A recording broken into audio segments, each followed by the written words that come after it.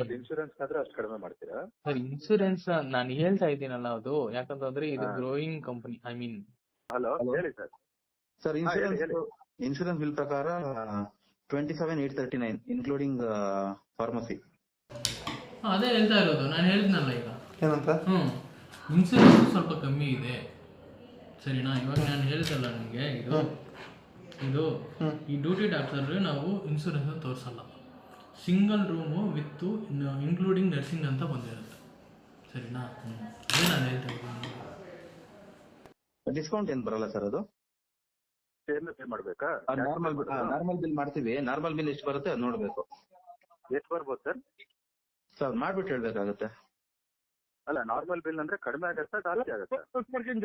ನೋಡ್ಬೇಕು, ಅವ್ರು ಯಾರು ಮಾಡಿದ್ದಾರೆ ಅದೆಲ್ಲ ನೋಡ್ಬಿಟ್ಟು ಮಾಡ್ಬೇಕಲ್ವಾ. ಇದ್ರಲ್ಲಿ ಸರ್ ಎಷ್ಟು ಬಿಲ್ ಮಾಡ್ತೀರಿ? ಇದನ್ನ ಫಸ್ಟ್ ಬಿಲ್ ಸರ್ ನೀವು ಮಾಡ್ತಾ ಇರೋದು? ಸರ್ ಫಸ್ಟ್ ಬಿಲ್ ಅಲ್ಲ ಸರ್, ಇನ್ಶೂರೆನ್ಸ್ ಅವ್ರು ಹೋಗಿದ್ದಾರೆ ಆಯ್ತಾ. ನಾನು ಎಮೋಡಿ ಮಾತಾಡ್ತಿರೋದು. ನಾನು ನೋಡ್ಬಿಟ್ಟು ಮಾಡ್ಬೇಕಲ್ವಾ. ಸರಿ, ಓಕೆ ಓಕೆ ಓಕೆ. ನನ್ನ ಪ್ರಕಾರ ಏನಂದ್ರೆ ಇನ್ಶೂರೆನ್ಸ್ ಆಗ್ಲಿ ರಿಇಂಬರ್ಸ್ಮೆಂಟ್ ಆಗ್ಲಿ ಸೇಮ್ ಇರ್ಬೇಕು. ಇದು ಇನ್ಫ್ಯಾಕ್ಟ್ ಕ್ಯಾಶ್ ಕಟ್ಟಿದ್ರೆ ಇನ್ ಸ್ವಲ್ಪ ಏನಾದ್ರು ನೀವು ನೋಡ್ಕೊಂಡು